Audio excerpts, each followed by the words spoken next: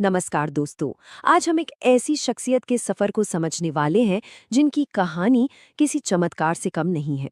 आज की इस चर्चा में हम बात करेंगे डॉक्टर एपीजे अब्दुल कलाम की। तो चलिए बिना किसी देरी के इस बेहद प्रेरणादायक सफर में गहराई से उतरते हैं। अब सबसे बड़ा सवाल जो दिमाग में आता है वो ये है कि आखिर कैसे एक छोटा सा लड़का जो अपने परिवार की मदद के लिए रामेश्वरम की सड़कों पर अखबार बेचता था, वही आगे चलकर एक पूरे देश के न्यूक्लियर और स्पेस प्रोग्राम्स का निर्माता बन गया। ये कोई आम कहानी नहीं है। चलिए समझते हैं इस साधारण से लड़के के इतिहास रचने की इस पूरी कहानी को। पहला हिस्सा, रामेश्वरम का वो लड़का। यहीं से होती है इस महान यात्रा की शुरुआत।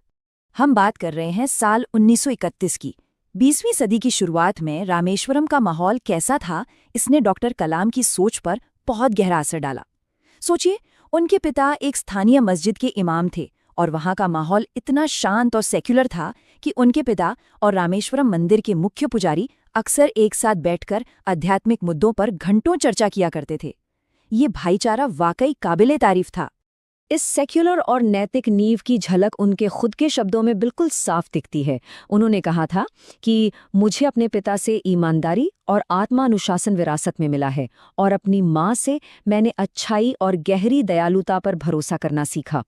देखिए, उनके परिवार के पास भले ही बहुत पैसा या भौतिक सुख सुविधाएं नहीं थी, लेकिन इन उसूलों ने उनके अंदर एक ऐसी मजबूत नींव तैयार की जिसने जीवन भर उनका मार्गदर्शन किया।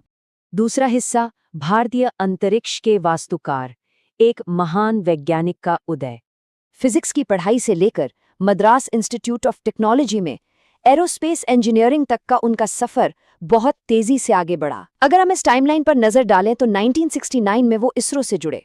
फिर 1980 आया जब उनके प्रोजेक्ट डायरेक्टर रहते हुए भारत के पहले सैटेलाइट लॉन्च व्हीकल यानी SLV-3 का सफल प्रक्षेपण हुआ। उसके बाद 1998 के पोखरण-2 परमाणु परीक्षण में उनकी अहमियत और फिर 2002 में देश के राष्ट्रपति पद तक पहुंचना, सच में ये किसी करिश्मे से कम नहीं लगता। लेकिन ध्यान देने वाली बात यह है कि कोई भी अकेले शिखर पर नहीं पहुंचता। डॉक्टर कलाम हमेशा अपनी कामयाबी का श्रेय अपने गुरुओं और डॉक्टर विक्रम साराभाई जैसे दूरदर्शी वैज्ञानिकों को देते थे। इन मेंटर्स ने एक ऐसा भरोसेमंद माहौल बनाया जिसने न सिर्फ टीम को हिम्मत दी, बल्कि हमारे शुरुआती अंतरिक्ष कार्यक्रमों की नींव को भी बेहद मजबूत कर दिया। तीसरा हिस्सा, द मिसाइल मैन, रक्षा शक्ति का एक नया दौर। DRDO यानी Defence Research and Development Organisation की कमान संभालने के बाद उन्होंने भारत को एक नई ताकत दी।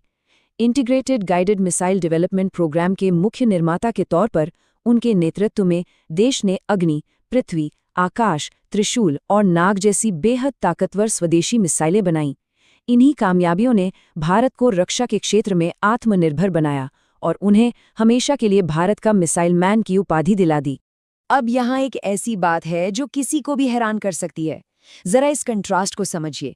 एक तरफ उनका निजी जीवन बिल्कुल साधारण और सन्यासी जैसा था, जहां वो जमीन पर बैठकर खाना खाते थे, वीणा बजाते थे और दिन में 18-18 घंटे काम करते थे।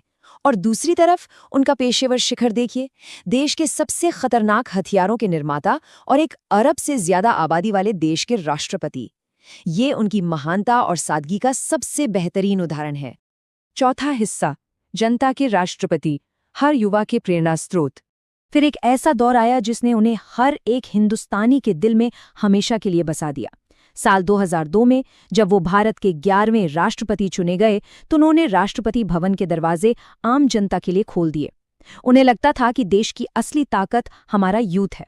उनका छात्रों के साथ लगातार मिलना जुलना और उनकी बेहद विनम्र शैली थी जिसने उन्हें सच में एक पीपल्स प्रेसिडेंट बना दिया। पांचवा हिस्सा, भारत 2020 का विजन, एक विकसित देश का सपना। राष्ट्रपति पद से हटने के बाद भी उनका काम रुका नहीं। उन्होंने अपना सारा ध्यान देश के आर्थिक और सामाजिक विकास पर लगा दिया। उनकी बहुत ही मशहूर किताब इग्नाइटेड माइंड्स इस बात को बिल्कुल साफ करती है। उनका मानना था कि शिक्षा का मतलब सिर्फ किताबी ज्ञान देना नहीं है, बल्कि इससे एक बेहतर चरित्र भी बनना चाहिए। वो देश की असली ताकत यानी हमारी युवा पीढ़ी के दिमाग को प्रज्वलित करना चाहते थे। तो भारत को एक सुपर पावर या विकसित राष्ट्र बनाने का उनका प्लान क्या था? विजन 2020 में उन्होंने 3 सबसे जरूरी कदम बताए। पहला, लोगों में नए ज्ञान और कौशल का विकास करना। दूसरा, इंफ्रास्ट्रक्चर यानी बुनियादी ढांचे को तेजी से बढ़ाना। और तीसरा, सबसे अहम कदम, टेक्नोलॉजी में आत्मनिर्भर बनना, किसी पर निर्भर न रहना। ये वो प्रैक्टिकल कदम हैं जो वाकई किसी भी विकासशील देश की तस्वीर बदल सकते हैं। हम इस चर्चा के आखिरी पड़ाव पर आ गए हैं और यहाँ उनका एक विचार याद आता है जो आज भी उतना ही प्रभावी है। अपने मिशन में कामयाब होने के लिए आपको अपने लक्ष्य के प्रति एकाग्रचित और समर्पित होना पड़ेगा। ये सिर्फ एक कोट नहीं है, ये कड़ी मेहनत, लगन और कभी हार ना मानने का एक पूरा जीवन दर्शन है। तो चलिए इस जानकारी से भरी चर्चा को यहीं विराम देते हैं। लेकिन जाने से पहले एक बड़ा सवाल हम सभी के लिए, क्या इस पीढ़ी के ये प्रज्वलित दिमाग एक विकसित भविष्य बनाने में अपना योगदान देंगे? डॉक्टर कलाम ने हमें एक बेहद खूबसूरत सपना और एक रास्ता दोनों दे दिए हैं। अब उस पर चलने और कुछ कर गुजरने की बारी हमारी है। आज के इस विश्लेषण में हमारे साथ जुड़ने के लिए बहुत बहुत शुक्रिया। बस ऐसे ही नया सीखते रहिए और आगे बढ़ते रहिए।